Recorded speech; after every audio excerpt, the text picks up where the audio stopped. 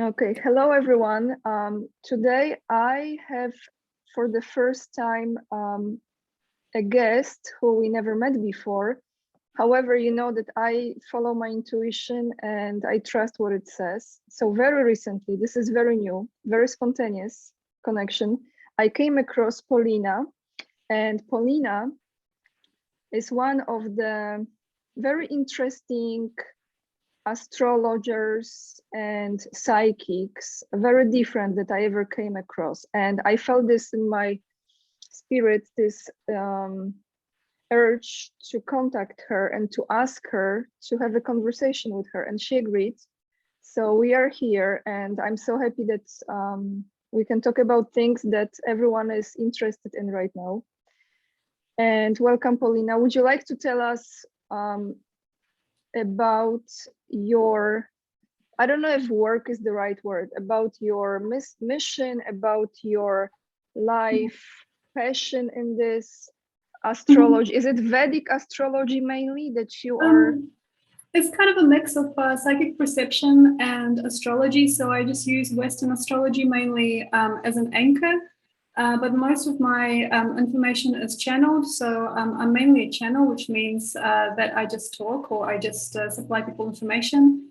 I'm not sure what exactly the source of my information is, but it's usually very accurate and it makes people see their life easier, or like it makes people believe in themselves more, which is my main thing. I'd like to cut my cords with the business eventually also, and it would mean so much to me if everybody just had their own links, if everybody had their own connection to their heart and their spirit and their soul. So I think that it is much better to pass on a code or a certain type of energy that evolves other people and helps them come to their own source energy or their own connection. And then eventually, yes, my passion or my dream is a world where everybody has their own consciousness and they can make their own decisions. So I'm just a guide for now. And it would be lovely not to do this anymore one day and to live very peacefully and help other people get their own connections instead. Yeah. There is like a big demand right now for this, what you're doing, right? A lot of people, they are looking for the answers and they are Yes, confused. Yes, I think a lot of people looking for the answers. I think that the best answer I can give as to why we're here is if we look at the chronological story of humanity. So starting with maybe the ice ages and the prehistoric man, and see how we have developed as a people. So I feel that there is no way around this. I feel that the best way to grow right now is to let go of all the things that we have in our lives and to live life that is more light. So having less things, less possessions, being more open to the universe, more open to nature, being more awake and aware of one another. So this is about reinforcing those ancient laws and systems that were given to us as a species before we became the way that we are now. So I feel it's just about detoxification in a big way. I mean, I don't really have to teach every person individually. I feel that it's more about detox and it's more about understanding the ego, understanding the mind, understanding also our individual trauma and karma of the family and letting go. So it's just a process of letting go, I believe, at the moment. Yes, and actually I went through quite some number of your videos. And actually I went really, really down to the beginning of your channel. But what I want to ask you before we go into my questions is this. Because I know you're originally from Russia, you lived in New Zealand, and now you are in Peru, right? Still, okay. So very powerful land, very powerful energy field there. Um, within this lifestyle, going back to the origin as you chosen, as I hear, can you tell me, do you envision still somehow this collaboration of human nature, this natural earth movement, and new technologies that are environmental, earthy friendly? Mhm. Do you see that? Yes, definitely. I mean, for a while, I had a lot of that in my vision. At the moment, I feel we can't go around it. I feel we really have to understand the roots of our biology. So living on the land directly, understanding where vegetables and fruit come from, understanding what is circadian rhythm, having normal natural sleeping patterns, understanding how to use the body and why the body becomes lethargic and depressed. I feel that without this link, we can't really go on as a people, but I do definitely see that there's going to be different branches and root systems developed as a kind of a survival mechanism. And I do hear of people even buying land in the middle of nowhere, giant plots of land, and starting these cities of the future and trying to help other people have faith in the world. I definitely do feel there are these very, very large technological advancements coming and people creating these space age villages in a way, which is something that is happening in the Middle East. In Dubai, there are very interesting technologies in other parts of the world, but I don't believe this is the only way. I feel if we really are to walk out of our obsession with things and out of guilt and doubt and consumerism, we have to walk directly towards the earth. So whatever earth is there, whatever earth is native to a person, I feel it is much, much more important to just connect to the basics right now, though I do understand that a lot of people are not ready for this. They still want to have their mobile devices and they still want to spend a lot of time on the computer, and they want to, I don't know, still talk to people online, and they still want to evolve certain types of businesses and certain types of collectives. I definitely understand people like that stuff, but in the end, I feel without having complete root system knowledge and association to the body, I don't think it's going to be worth that much. Okay, so in 2018, you did a video, which is like 4 years ago, almost 4 years ago in April. You did this very long video. I'm going to attach it down below so everyone can check it out. The global predictions. And this was really, really in advance. And pretty much you went through every region of the earth, and it was quite accurate, Paulina.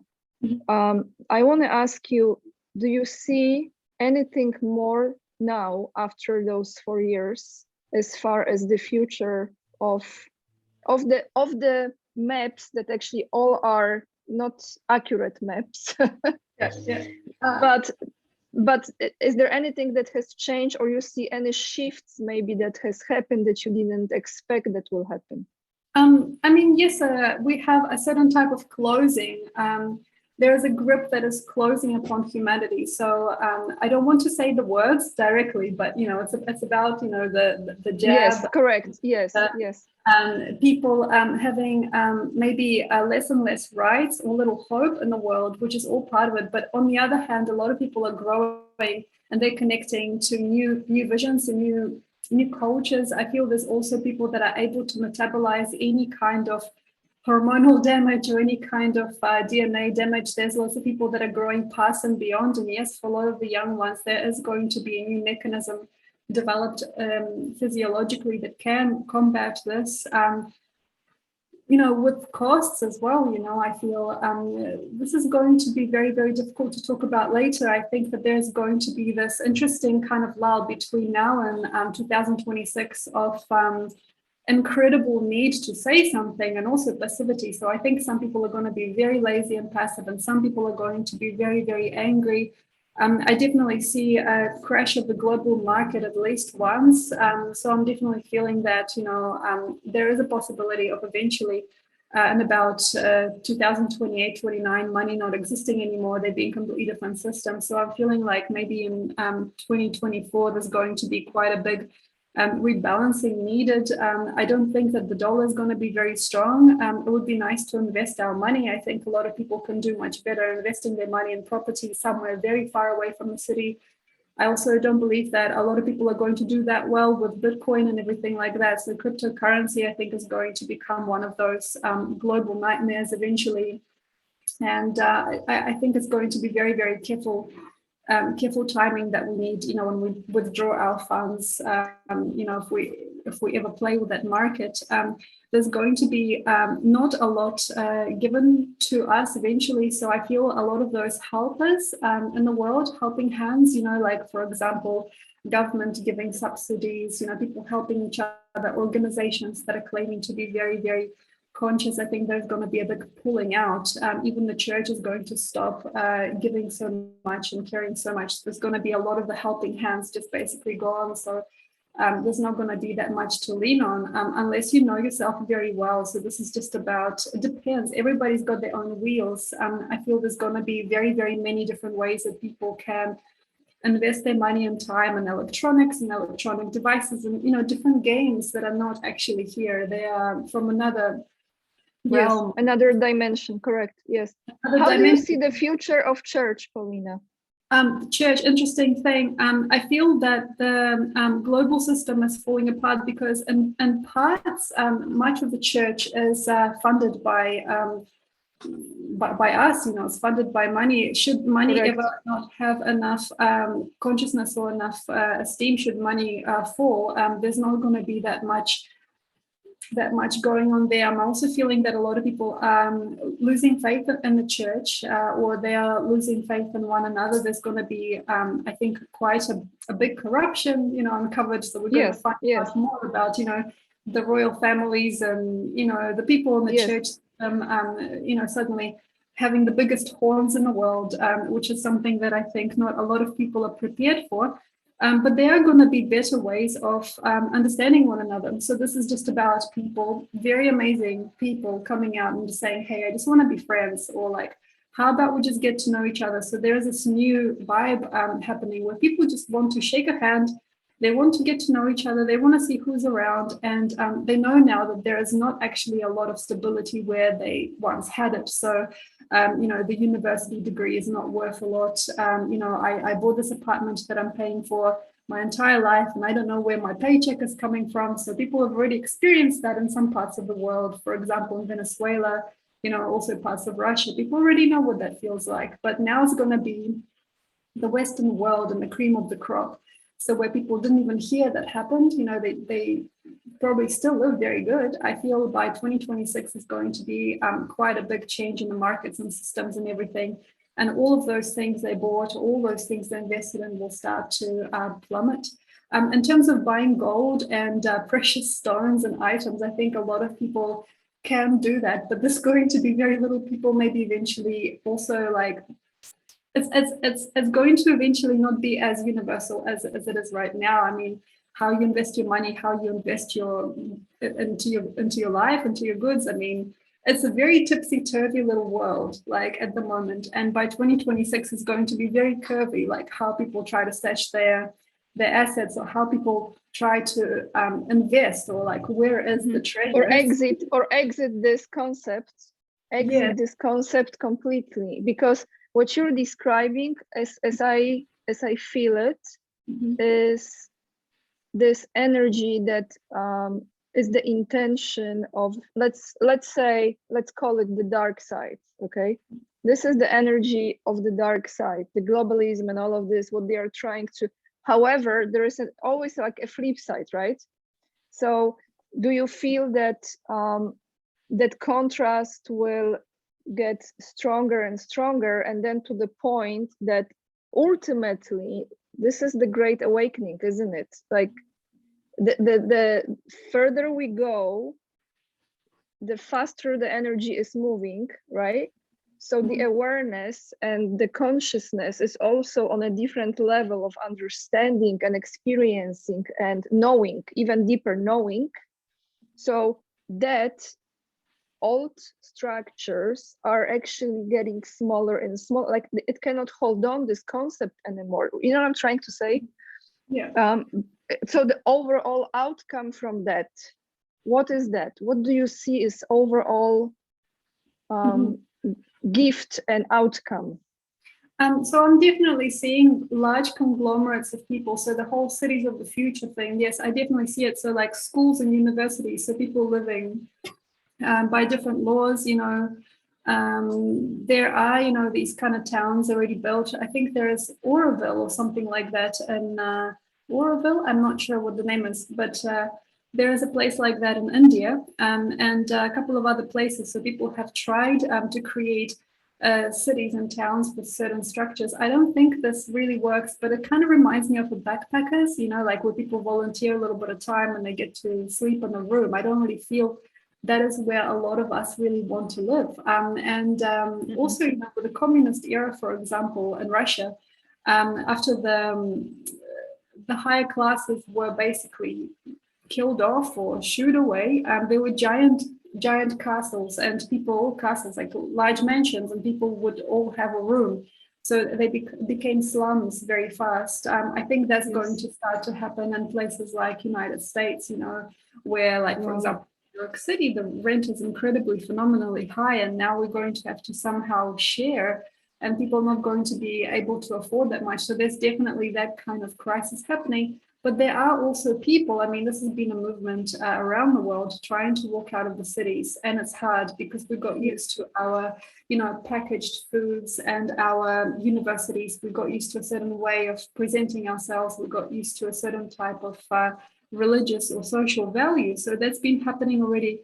With Anastasia and the Ringing Cedars movement in Russia, there's been people, you know, walking out. There's been other groups of people completely the opposite viewpoint, trying to structure their family somewhere, like, I don't know, in the middle of the forest or just completely off grid. That's happening now.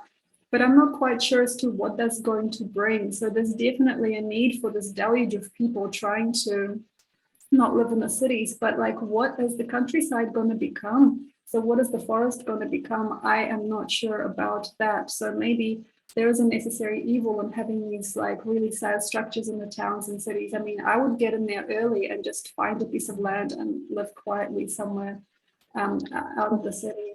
But you know what you said this about those beautiful castles that have been turned into slums by the Bolsheviks and all of this, right? Because this really took me back to like the Romanovs, and after the Romanovs, what has happened? It's really like we are repeating the cycle. It's the same cycle. Like if we are not learning, because it's like it was in France as well, the French Revolution, and then there is not enough people that are educated or on a certain level of, I'm not talking about snobism or no, but there's a certain level of respect for the beauty in whatever form it is, and they don't know how to handle this, and then they take over certain things that is on a very different frequency that they used to live, right? So they bring this energy down. Literally, they bring the energy of even the architecture down. It's and so, but then again, it comes again to like a breaking point, and then it shifts into another form. So those are like cycles, Paulina. It's like another cycle again, right?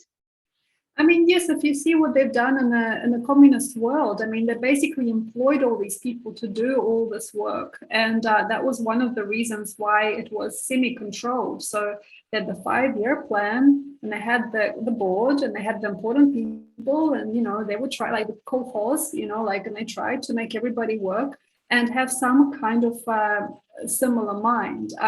Now is going to be probably exactly the same thing. So I don't feel this is for every single place in the world, but there's going to be conglomerates. It's like, hey, come with us, you know, we'll help you, we'll dress you, we'll give you a paycheck or some food stamps or something, or you can even sit at our table. So this is happening small and large. So on a smaller scale, this could be perhaps like a farm where an older gentleman has a big house and he doesn't want to do all the work himself. So he maybe invites like 5 or 6 people, even foreigners, you know, to help him out, and everybody gets on and sits at the same table. And yes, there's love and personal stories and, you know, little giggles at the table, and people, you know, find a partner, you know. So there's like a way of making it more kind of homely as to how people can come together as a family in time of need. Or there could be very, very cruel and very, very strange and even dark situations. I'm just kind of feeling there's going to be new priorities, and there's going to have to be new social structures made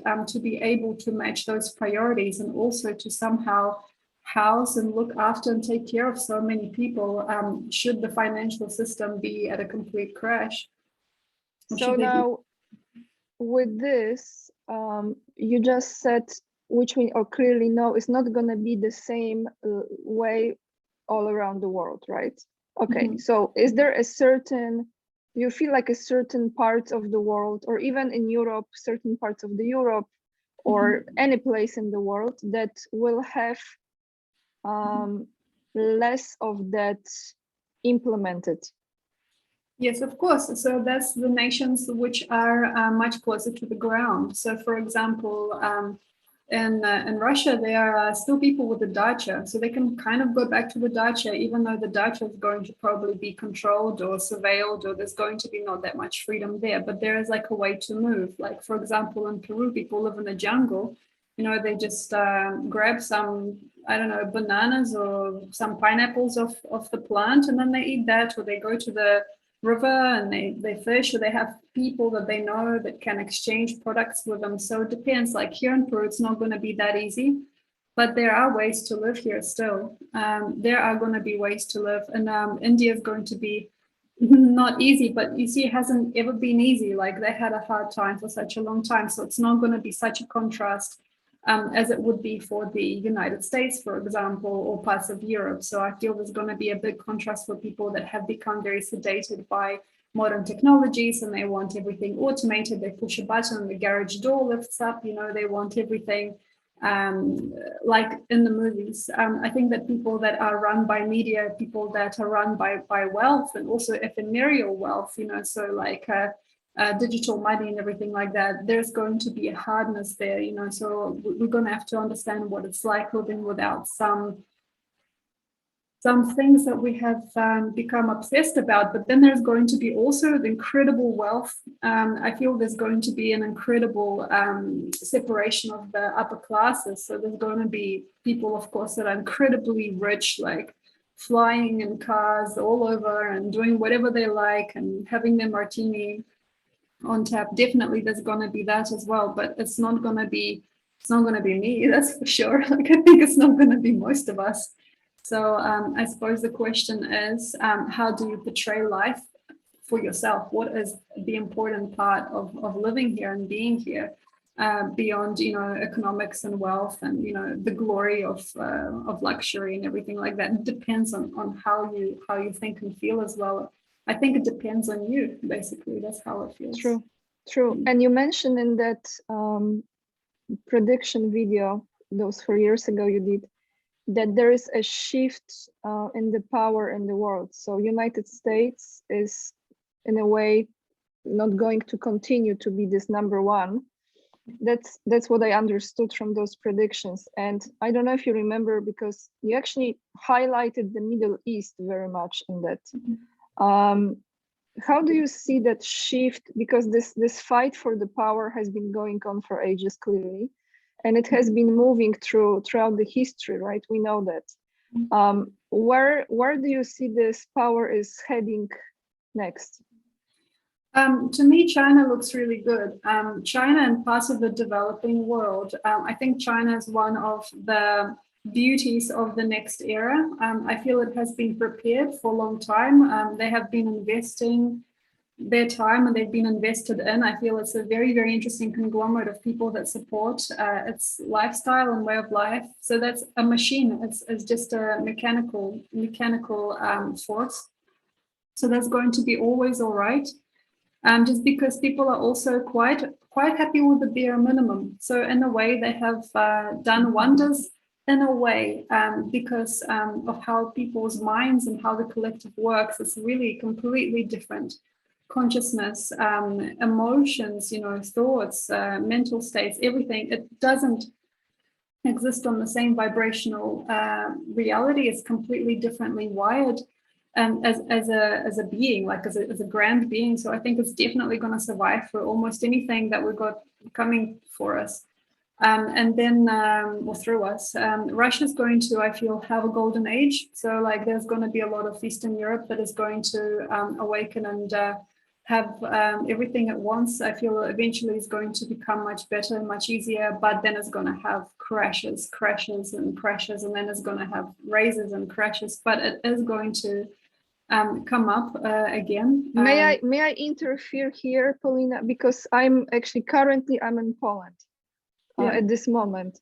but I live in US, but actually I'm gonna move out from US for some time soon because of the energy, and I'm very in tune with this, and I feel this is the time to take a break, maybe longer break. Okay, so who knows, we see how long, but I have to get out for now.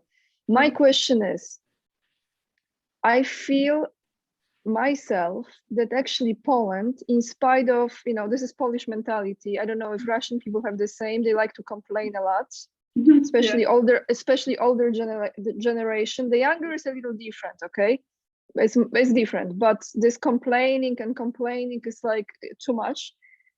However, with all of this, because there's no perfect government, and here's another mess and the same division and all of it, I do feel there's enormous potential in Poland. And somehow, against all odds and the craziness and madness and all the police in the shopping centers hunting for people without masks, which is like another joke there. I'm trying to be humorous right now because like how you approach it, right?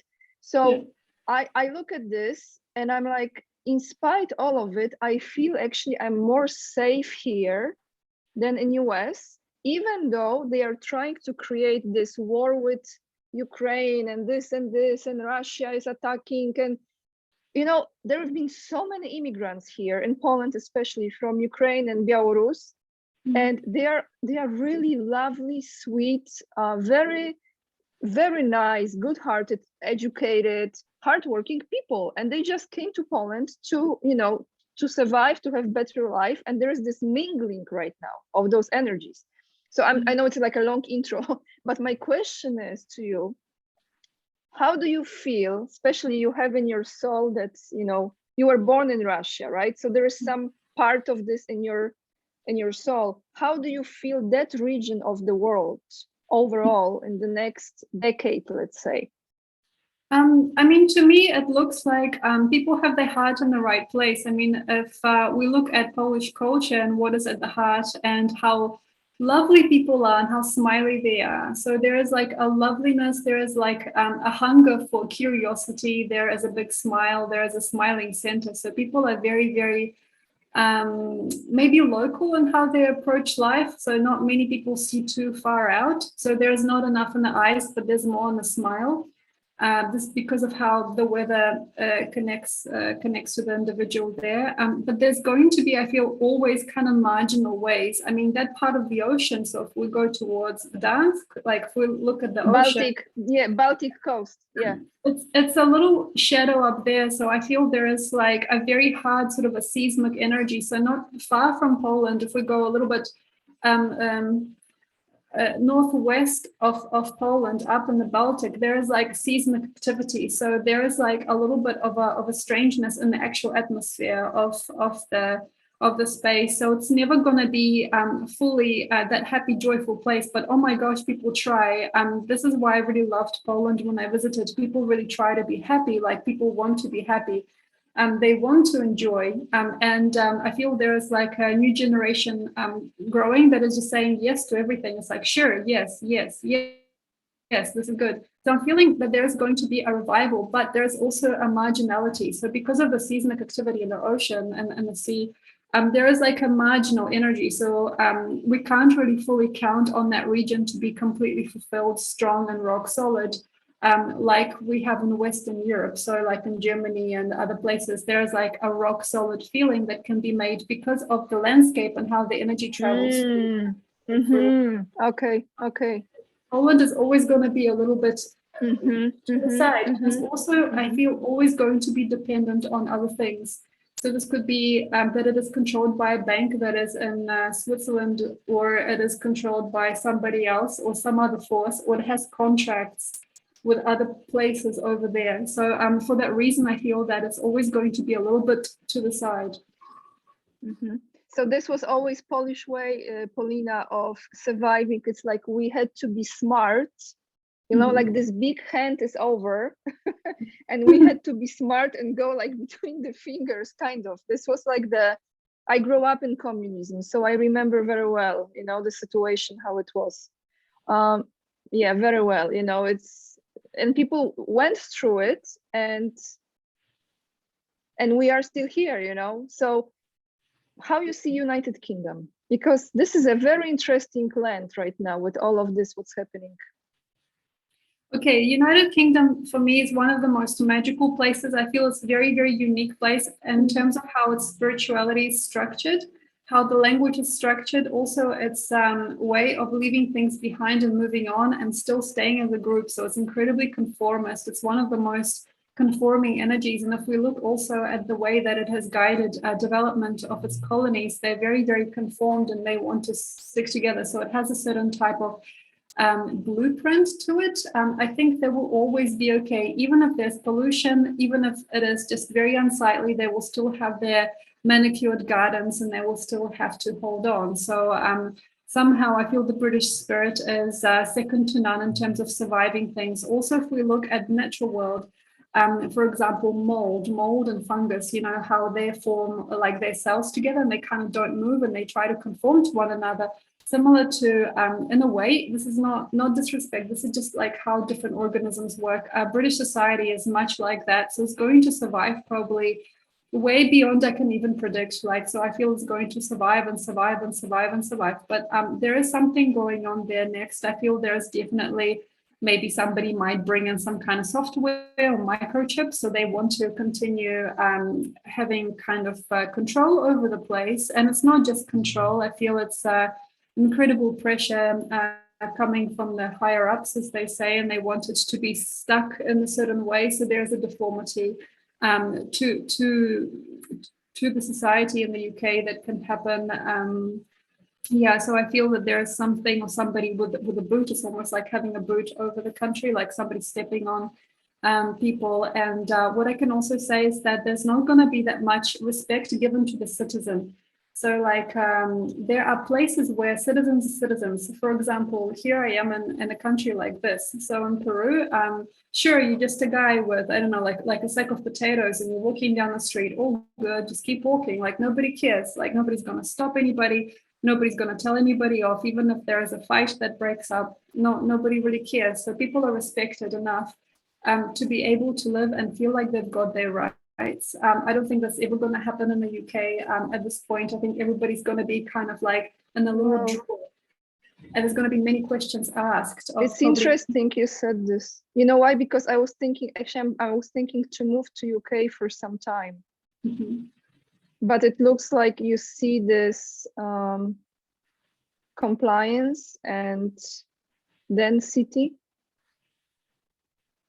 Yeah, I think that some people are not bothered by it though. Like, so for example, if you are curious about, retaining a certain income or a certain financial power or structure, I think it's going to be very helpful for you to live there for a while if you want. So it can be a place where you gain yourself back financially if you've had any losses in the last while, especially if you've lost any big sum of money, it might come back to you, but it's not going to help you develop as a human. So like, the numbers are growing in the bank, but your humanness might not feel any good.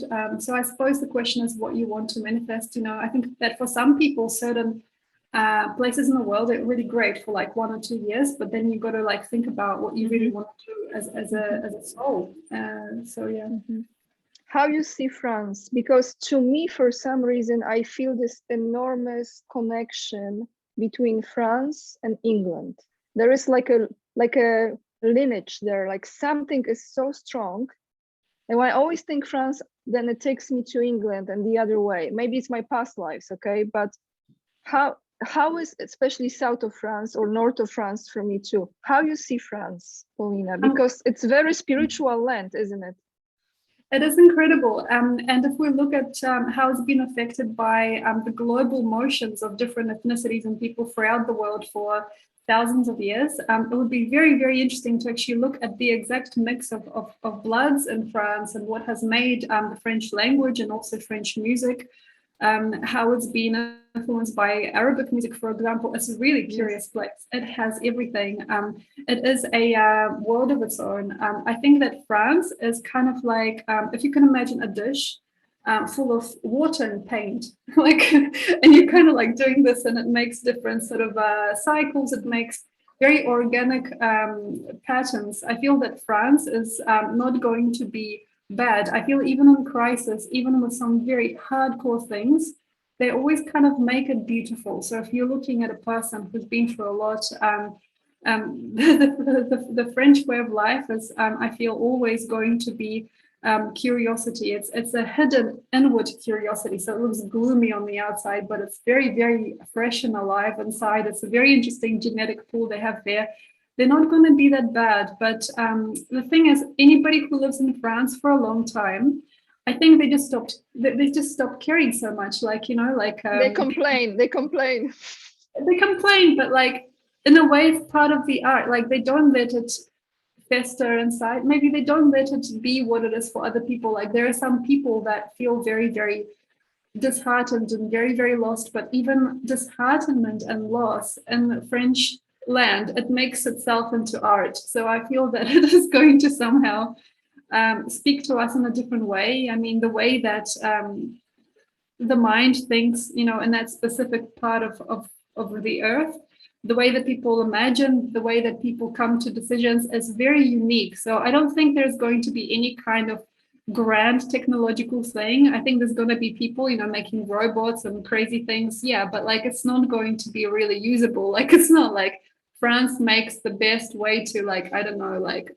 automatic agriculture. Fantastic. Automatic agriculture is very needed, but like it's not going to be France. Maybe it might be Sweden that makes something like this, or another part of the world, but it's not going to be in France. I think they're very small at the moment as to how they concentrate the energy.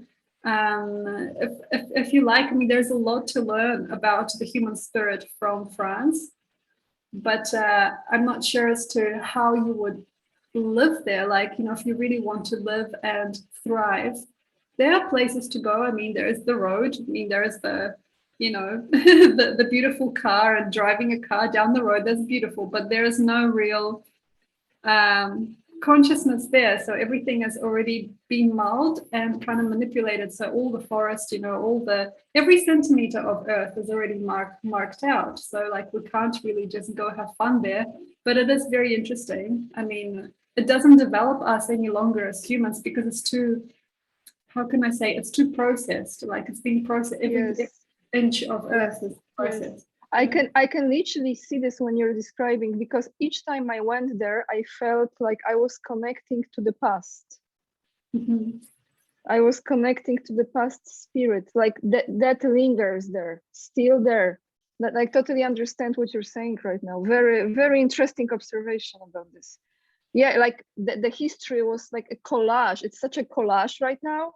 The history was so intensely evolutionary for the country that it created so many roads in energy that like you can still tap into that past energy. It's incredible. So I want to ask you now, okay, so United States, what's gonna happen there? I know it's like depend what state, depend if it's Florida. Okay, I'm joking, but no, overall we look at the country and all this mambo jumbo going on.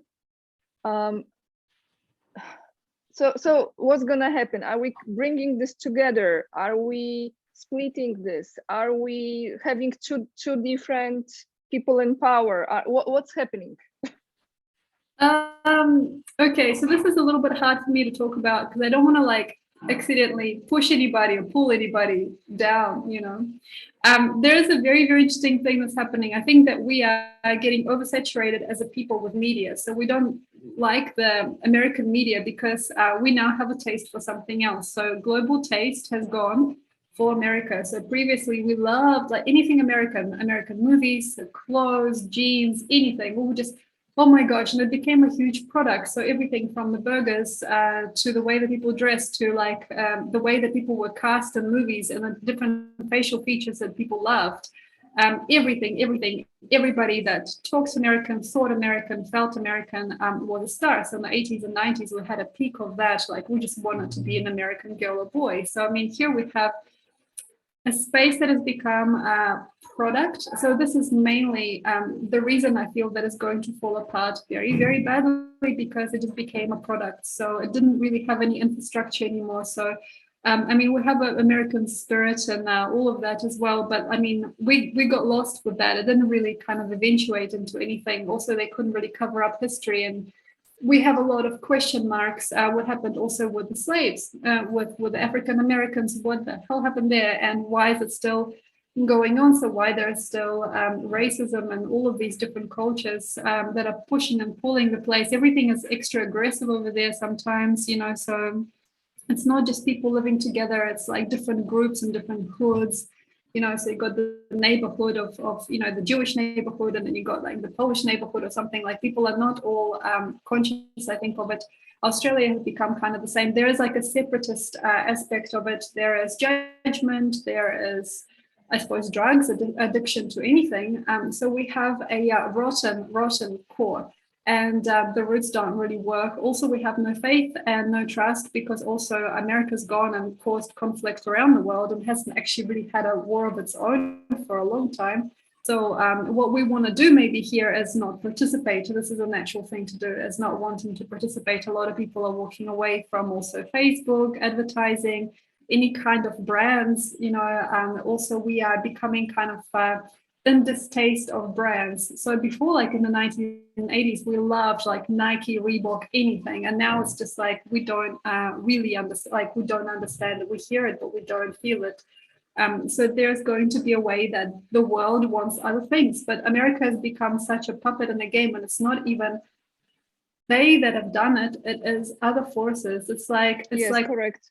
Yes, one those of in power. Yeah, pieces. I think, yeah, those in power has absolutely sucked the powerful energy of the land. Mhm.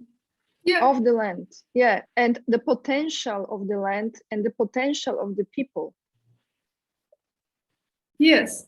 And we also have other extreme marketers and everything. I mean, the Arab world, the Emirates, you know, they're growing into a very, very largely commercial nation as well. They love their luxury cars and luxury watches these days. So that whole obsession with value, like objects, objectification, consumerism, that is going on somewhere else, you know. So also, like, you know, we talked about France before. Before, France was like the fashion, you know, you had to go to France, you had to wear a French dress, you got to wear the French perfume, and I don't know, drink the French champagne. It was like, and French kiss, you know. So France was, I suppose, the cake, you know, the cake of Europe, you know. The point of reference, right? The top, yes, exactly. Yeah. The point, exactly, the point of reference. So now we are losing that trust in America. Also, if you'd like, you can have a look.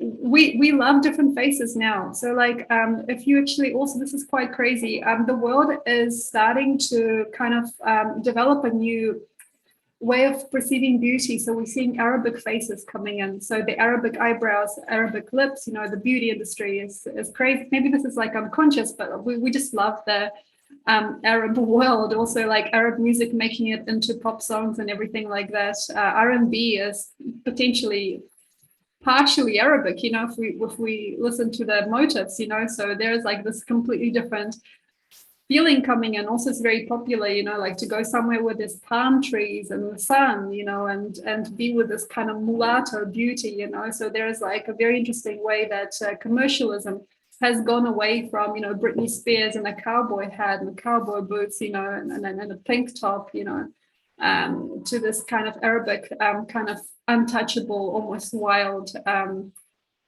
gentle, seductive, universal, extraterrestrial beauty. So like, if we're looking at what sells, you know, what people want to see on Instagram, they want to see almost like just as exotic as it gets, you know. So it's interesting, the exotic beauty. So the seduction of the East, or, you know, the Arab world, there is like something in there. There's a completely different way that we want to like touch life. And there's also so many people wanting to travel and wanting to be away. So I feel that in a way, America is becoming unfashionable, if that makes any sense. And then we got to wonder what that's going to leave us with. So, you know, like, for example, you have a beautiful store and it looks very fancy. It looks very fancy 20 years ago. And now it's just got like say, I don't know, $1 for one thing, you know, kind of sale. So everything is kind of on discount. Wow. Yeah. So that's kind of interesting. This vision. I remember when in 2008 there was a crash, and all those big retail stores They did this massive sale because they just wanted to sell out the merchandise. I actually had this image when you said it. It was this desperation in the time to like, it was like 90%, 85% sale. It was unheard of. And I remember this madness with that moment of this energy, of this despair and desperation. Very interesting. So Paulina, you said that you saw Russia going to have like an old golden age, like this renaissance in a way. Now, is this somehow connected to new monetary system, or what is going to cause that? I'm just curious because it just stayed with me that. That's interesting. I think they're going to cut a lot of question marks they've had with other countries. So at the moment, they've got question marks, you know, where's our gas? Where's our water? What happened there? Why did somebody leach our resource? What is that person over there saying about us? You know, why is a person saying anti-Russian things? Or, you know, like they're kind of still confused and they're still asking everybody to participate. They're still kind of beating people over the back of the head, trying to get their attention. Once Russia stops that conversation with the world and starts developing its own politics, which is why they're in so much trouble. They get really misunderstood sometimes because they're too rough. They're too vulgar sometimes as to how they develop conversations with other countries.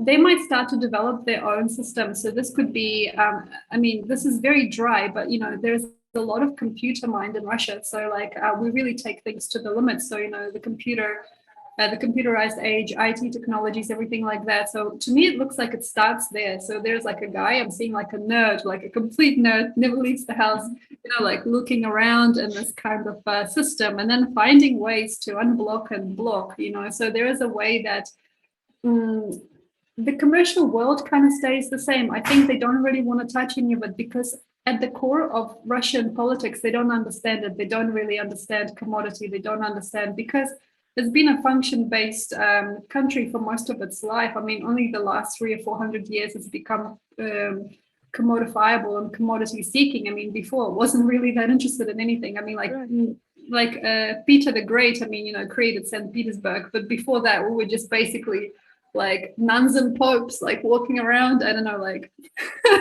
chickens. Right, but it's the potential, the minerals, Russia has pretty much, it's very self-sufficient with many things. Many things. It's true. I also don't feel like they really want to do anything. I feel that the system is going to change. So there could be like some kind of a, not necessarily entirely digital system, but there's a different system that is going to be evolved as to how people pay and how they get paid and what the system does. So there's going to be an infrastructure of the system almost as a computer game developed by people in the next, like say 20 years. It's going to be a completely different way and it's going to work very, very well. It's just that they don't understand. This is the thing, they don't understand affluence, they don't understand taste, they don't understand sometimes also quality. They are very, very simple. So the roots of the Russian being are very, very simple survivalist roots, and they're trying to be something they're not sometimes, you know, with all this pomp, but they are trying to be, it's like they're trying. It's just, I think it's just very, very misunderstood. That whole area is very, very strange and it's very sad. I mean, if we look back into the history of how the Russian people first got there, like who were the Russian people and who was there before, it's a very, very strange little story. So it's always going to be a bit awkward. It's always going to be a bit strange. I don't think that the biology is designed for the climate. I don't think that we're designed to live there. But it's okay, never mind. Like it's all going to work out. So the infrastructure of like how families are paid, how money is made, how services are given, that's going to become maybe one of the best in about 20 years. They are going to actually find a way of working society on a functional level. And they're going to pull out of all of this drama with Ukraine and everything like that, inevitably. You know, can I just say to you, because I never visited Russia, and this is mainly because I was forced to learn Russian at school when I grew up in communism. So it was this kind of blockage, right?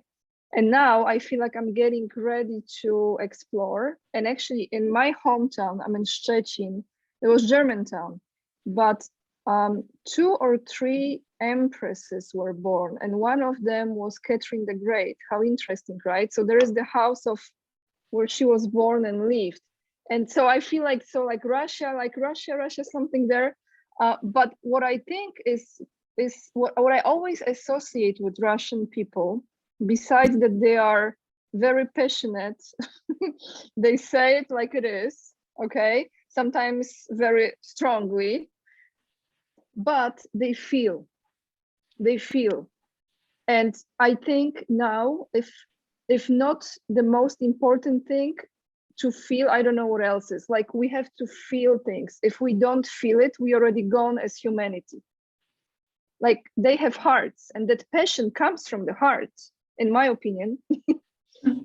You're right. I mean, if we also think about how our values were born and what we valued, I mean, it was so hard to look. Sometimes I wonder, like, how people live there in tiny little settlements, like only of very few people, and they birth their children, and like their husband was like their world, their miracle, and also like the patriarchal system there is it's probably one of the most craziest systems in the world in terms of how patriarchal it is. And then, like, if we think about how humble people have become and how little they had and how much value they placed on their mother and their father, and they got completely obsessed with the family. Some people got really obsessed with certain values. And sometimes what it feels like is they go to the limit, so they don't just like say study classical music, they go to the limit with it. They don't just like have a baby, they have a world. And I think that's what has become part of the demise as well, and part of the treasure of Russia is extremism. True. Yeah. Interesting. You're right. So how about Australia? Oh, okay. I love talking about Australia these days. Australia. Okay. One of the You really. I love it. One of the cruelest countries in the world. I mean, we love these places. We love them. Like, so in the last 10 years, a lot of people immigrated to places like Canada, Australia, and it's like, wow, the country of the future, la la la. I love this.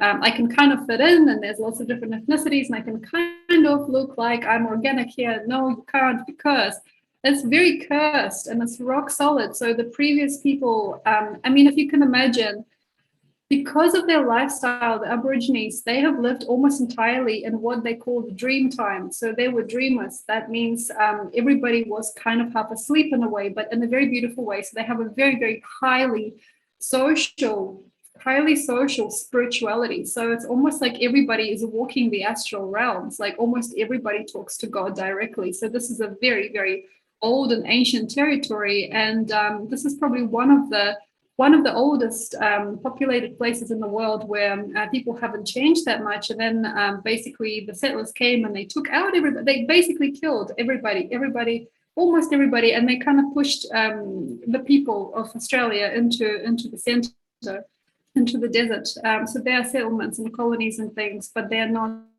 very well. They're not very wise. Sometimes there's problems. The real government is the Aboriginal government. That's the real true spirit of Australia, and everything else is going on as cosmetic. And there are song lines, so people share wisdom through song and through storytelling, which I really love. And then, like, sometimes, I mean, there's also curses and things in the background. The amount of crazy psychic activity that happens in Australia is very intense. So if you're a psychic, it's very, very, very horrible place to be, because a lot of it is war and violence, and also there is a smile in there somewhere. So I feel the ancestors of the land actually do want there to be a war. So it's almost like prayers for war or prayers for bloodshed, because in their culture they have payback. So payback is, even in their own culture, somebody say, I don't know, sleeps with a woman or takes something from them, they sometimes can break a limb as payback. So it's part of the ancestral law system. So it's like an eye for an eye. Many countries, also in the Arab world, other countries, people have lived like that for thousands of years. So there is no forgiveness. There will never be forgiveness. And that is one of the greatest things that I think the average Australian misses. We can't just live in that place without taking care of the old ones. We can't just sit there, have our cup of tea and our latte and relax, put our feet up. We have to give back to the people. We have to give back to the program. that was created throughout the land for thousands of years. We can't just consume. And I lived there also for a long time. Now, this is going to be very hard for people. I mean, it's already in martial law. Like right now, it's in a very, very tough place, Australia. And I think it's going to be for quite a long time. So I don't think anybody's going to get off easy. I think everybody's going to be under the knife eventually. I think that there's going to be forces that will force people to own up, like tell them how much money they got in the bank. I think everybody's going to get pinned, basically. Everybody's going to get pinned for anything they've done, anything they've said. That guy was seen without a mask. That guy there was a troublemaker. So it's all going to get very, very, very nasty. But there's also a chance that there is going to still be kind of hope, but people have to leave. They got to understand the context of the place. I mean, to me, the whole place is a curse because of what happened there, and also how little we care, how little we can. You know, some people don't even remember that there was another species living there before, another species of people, and we don't want to help anybody, and the systems don't work. Nothing works. It's very corrupt. There's not a lot that we can really do there to improve, but yes, people can, you know, build a house somewhere and have a nice view and make some money, and they're all good with that. And we also have to understand that Australia and New Zealand specifically have come from convict cultures. So like the way that they got settled in the first part of their journey was with convicts directly. So people that have raped, murdered, stolen. So that's the thing. It's like, what is at the root of society? And why it hasn't really developed, why there's still sexism and homophobia, incredible sexism and homophobia, why there is still aggression, why there is still certain type of worldview that is very low, like say if you really know, like even in Sydney, like, you know, the flourish of Australian society, if you hear what people have to say, you'd be surprised how sometimes unintelligible even the cream of the crop, like the cream of society can be, and it all still holds that old money. It still talks down to women, you know, it still talks down to any person of color. So to me, it doesn't look like it really can do a lot, but there are going to be people paying and suffering. I feel this is basically a criminal organization if we think about how it's run. And also if we look and we hear at who is running the country, what they're saying, it's kind of like a little club. So to me, Australia is not a flourishing, beautiful, full of life, full of promise place. I actually feel it's just a country run by criminals. Do you see any chance for, because I have so many wonderful people who watch my videos from Australia, such a great audience, you know, very, very sincere, genuine people, and I feel for them. And I know it's hard for them even like to exit right now. It's almost, I don't know if it's impossible, but it's very hard.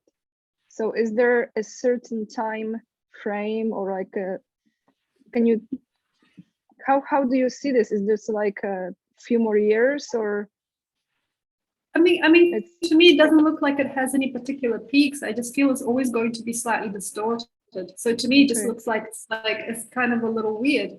I mean, if we look at how it works, we also look at how, you know, like certain systems work, you know, the money people pay for petrol eventually, or the money people pay for communication, internet and everything, like everything, anything, forums, anything. It's just not so easy. I don't think that people have to exit, but they have to really know about their past to be able to know about their future. If they want, they can always donate time, especially time, with the communities and help the others there. They don't even know these people exist. They don't even imagine how they exist, you know, like this is not just about throwing money into a community of Aboriginal people. This is about knowing their world, understanding their cosmovision, realizing why they're like this, wanting to know more, because in a way they have created a system and they have joined up all the dots. So all the astral time stuff, you know, like all the stuff that happens, all the stories, they've already been pre-described by the elders, you know, so they've already been kind of like programmed by this incredible group of people that spend so much time just dreaming. So they are dreamers. They are very, very powerful and also forceful people. And we can't just say, look, you guys just live over here and we're going to have our little cappuccino over here on the beach. And, you know, like, yeah, I know your ancestors lived here, but, you know, too bad.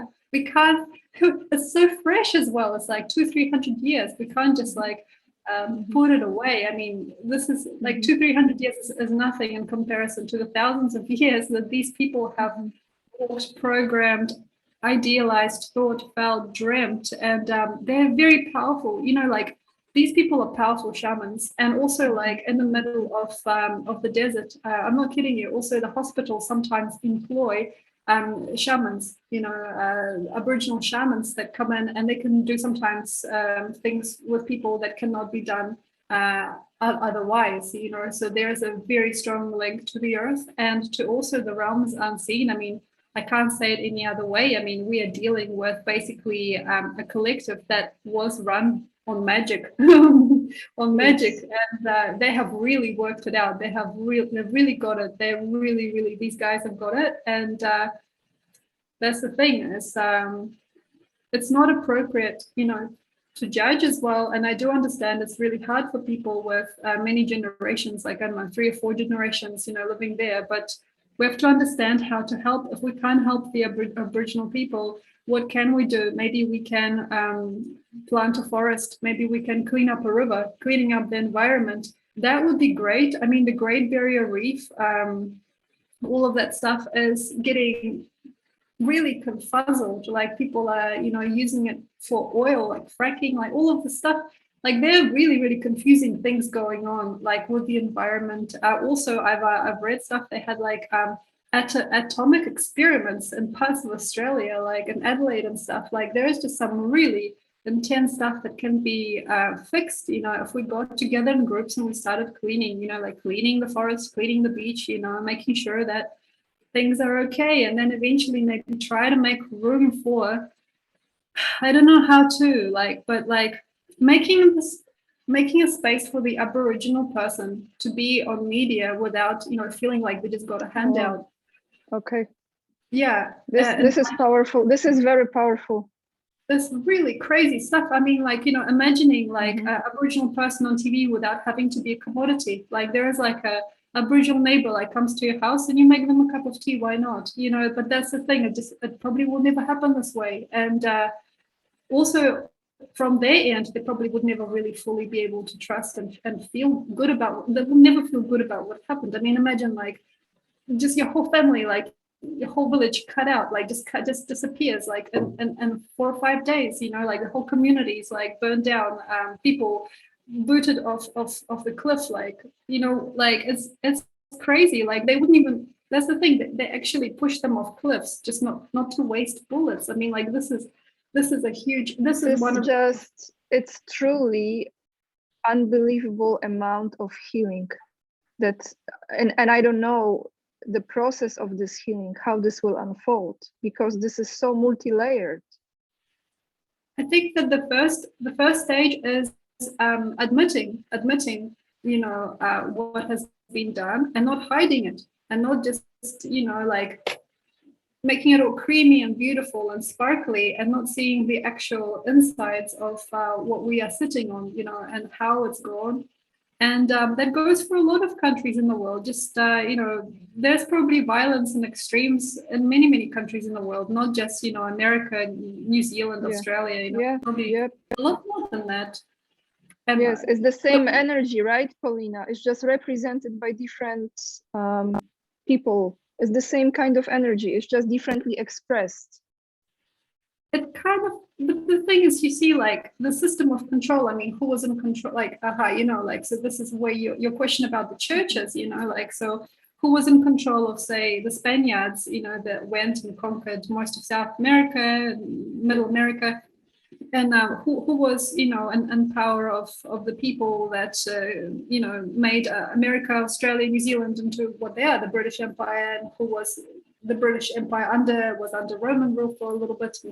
Who are the people involved, and whose money was it? Like, who funded it and who pushed it, and how did it really look? And you know, I don't know. I think there's much more than that. If we go into ancient history, I'm not an expert on this, but we have to maybe have a look as to this, you know, like global repression, and you know, what makes people able, or like trust in it enough to just like take out a whole nation of people. What makes anybody think that's a great idea? What makes anybody able to Well, do I don't that. think that was a human who was really, those were subhumans in my opinion. That's why, because there is no, again, we coming back to the heart, right?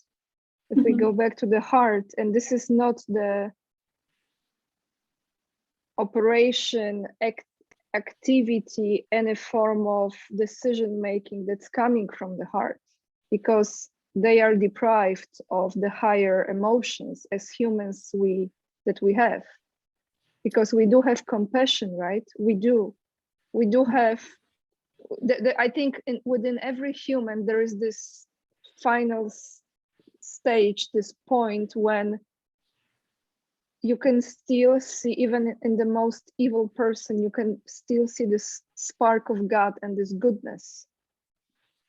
And I think a lot of that agenda was created by those who are in power, who are not quite fully humans, or some code, DNA code was not as ours because the way they were operating was absolutely unlike humans would do. And they look like humans, so humans thought this is who we are. Maybe, I don't know, it's very mind confusing too, to understand the dynamic of that, how this was executed, but I don't want to talk about this stuff too much now. Are you there, Paulina? Yeah, there? Okay. I'm here. Because I feel like I'm like back in the history, and yeah. But you know what? I want to ask you last question I have, which is, if we would look, just came to me now, like I just downloaded this. If we look at this year, 2022, then we have 23 and 24. For some reason, I feel those 3 years are very, very important. It's like almost like a package. How would you, if you would describe in short, like highlights or key points for each year, like what comes to your mind when I say 22 or 23 or 24, like if you time travel, let's say, and you look back, what would it be?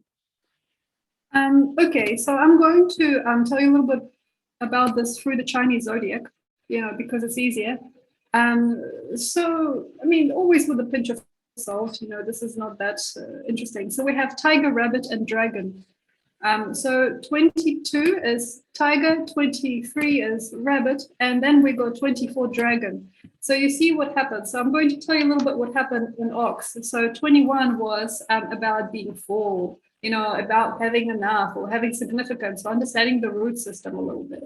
So it's just about being a little bit more robust. We have to be robust now to be able to handle tiger. So to me, 22 looks like it's very, very easy for some people. Okay, if you have enough money, if you have enough savings, if you have enough strength, if in ox you have built yourself up, like if you can take a bag and just go into the mountains somewhere, you have enough confidence.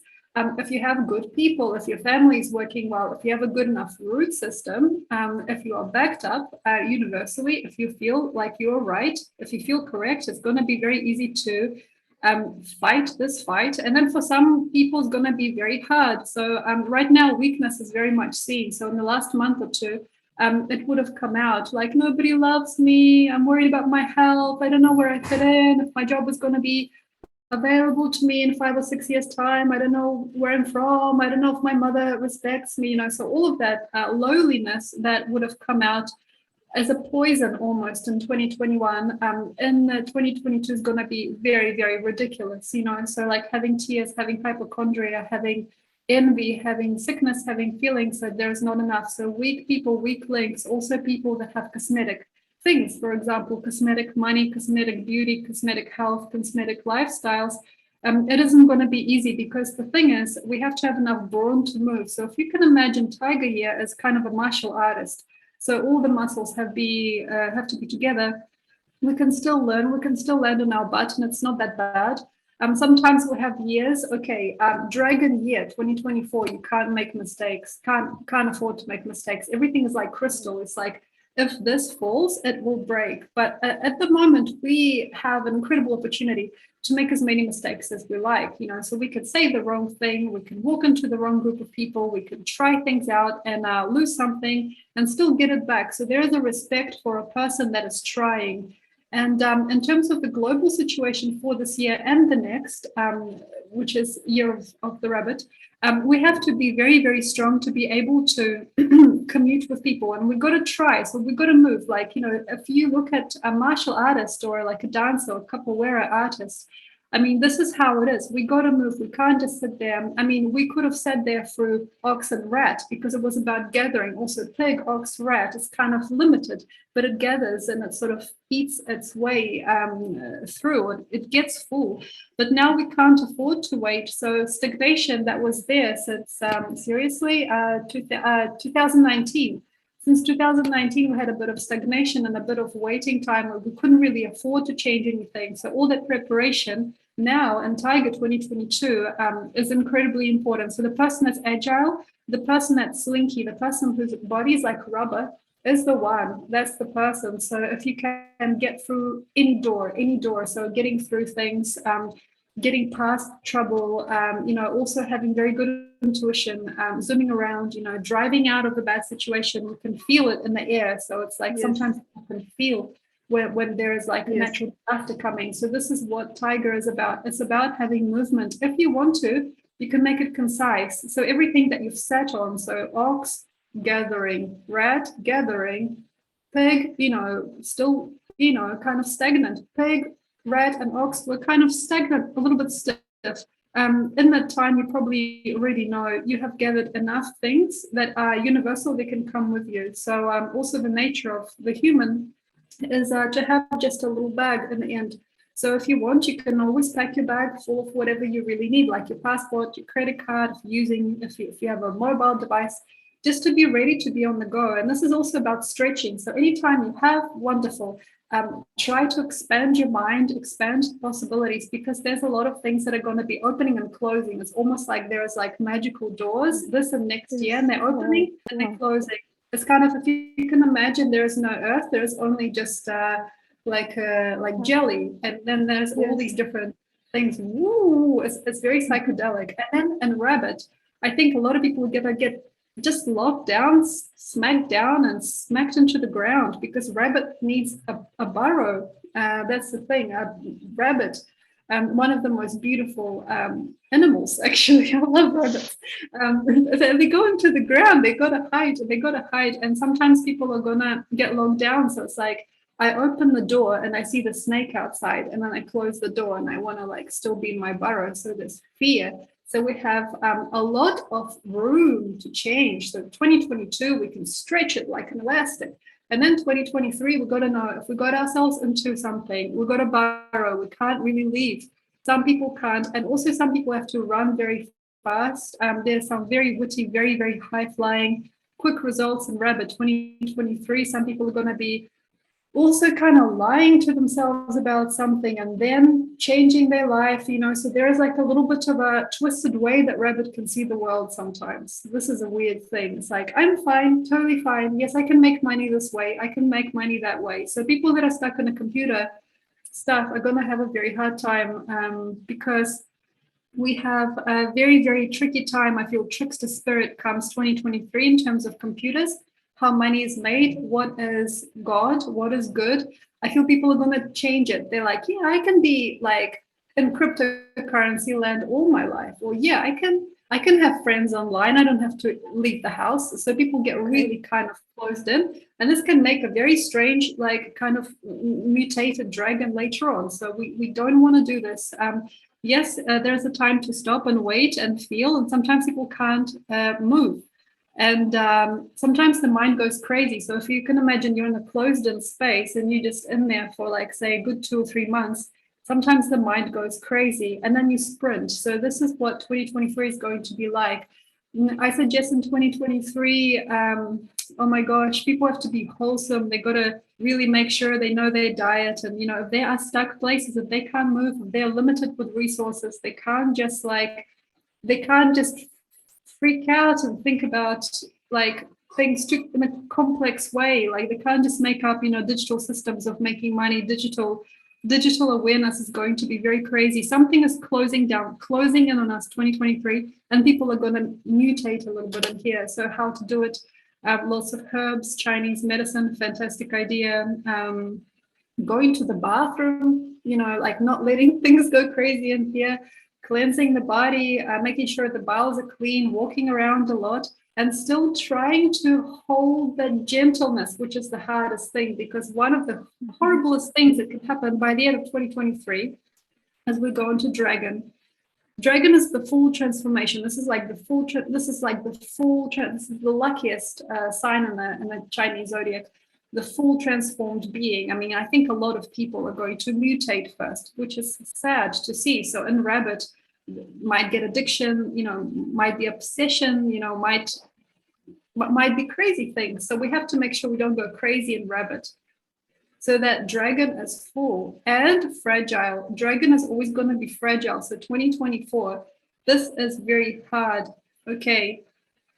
How you do in Dragon depends on your tiger and rat. Rabbit.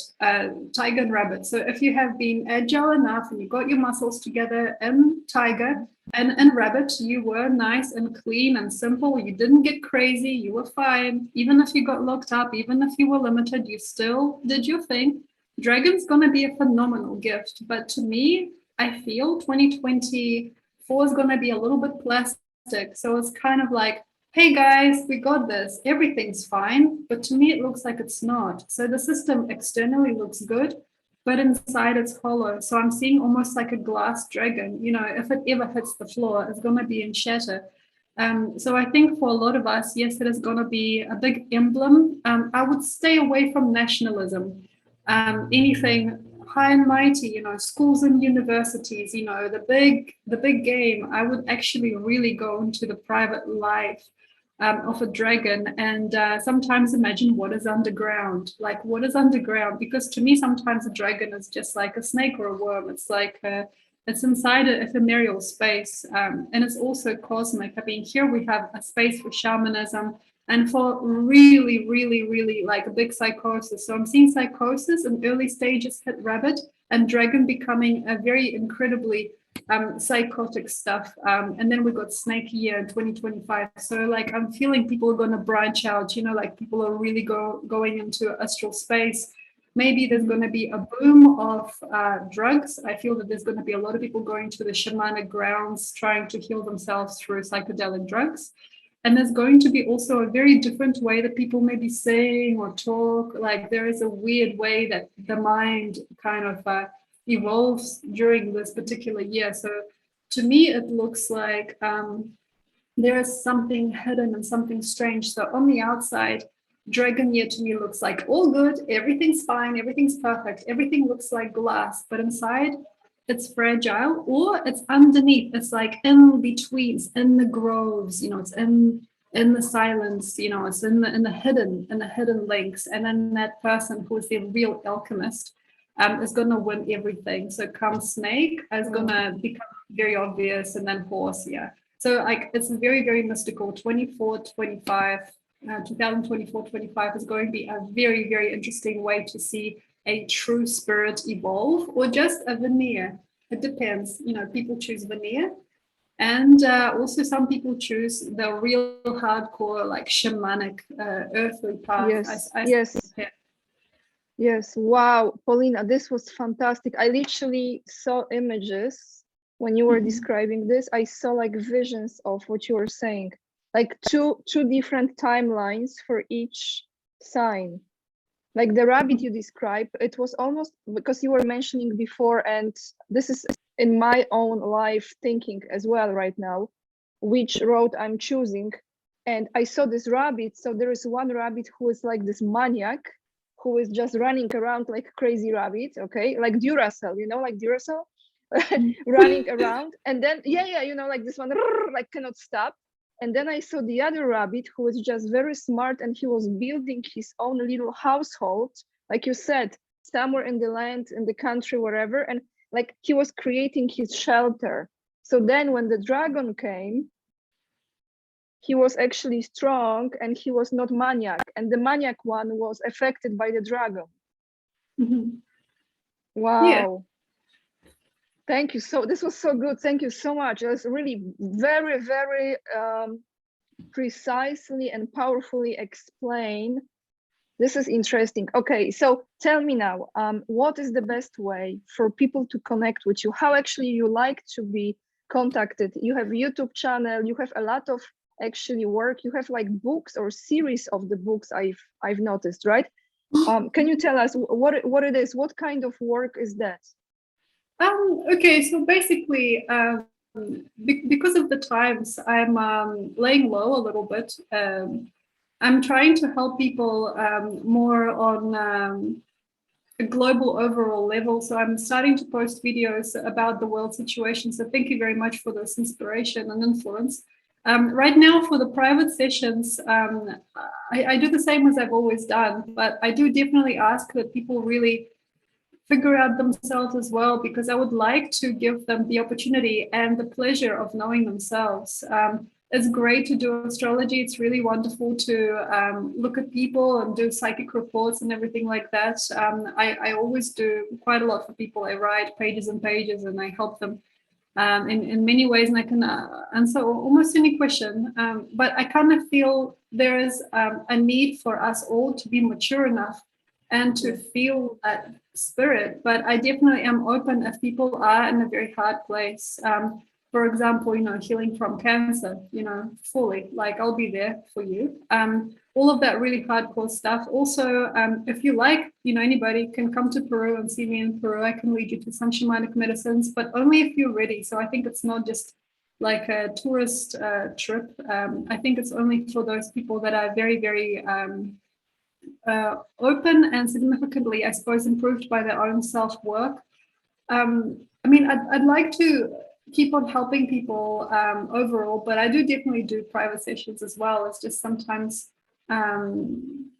there is like an element of psychic work where people kind of want you to be their mother and they just want to kind of like ask sometimes insatiably, so that's something that I'm starting to avoid. So I'd like to do things that inspire me more. So bigger questions and I suppose bigger groups of people and maybe helping each other out and seeing how we can all activate each other in space. So eventually maybe we'll be running some kind of group activities. But at the moment I have just like a YouTube channel. I've also got a website. I do bookings. Yes. I do channeled readings, anything like that. And yes, I do definitely have books. I've written so far I got 12 books published, which is great. It was good. But now I feel it's not time to do that anymore. So if people need any advice, on anything, I'm here for you. Thank you so much. Yeah, I went on your website and I just like the website. I don't know what it is. I just like the website. Something was like, I just felt good to me because, websites are really not emotional thing. You just go on the website, but I'm like, this is really neat website. There was like a flow to it, So great. I'm going to attach all the links. You have Instagram too, but mainly on YouTube. There's a lot of great videos from Paulina on YouTube. I haven't watched all of your videos, but I went through quite a number of them within like few days. And yeah, it's very, very, very interesting, our conversation today, and I'm very grateful we found time, and it was quite spontaneous, so we were able to do it. Thank you so much for your time. I really appreciate. Thank you so much. And thank you. Yeah, I really appreciate. And I know it requires a lot of energy to express what's coming, because those are certain densities, right? So I just appreciate everything you shared with us, and let us know, guys, what you think. Leave the comment. If you want to connect with Paulina, all the links you find down below, and all the best, everyone. Thank you for watching. Thank you.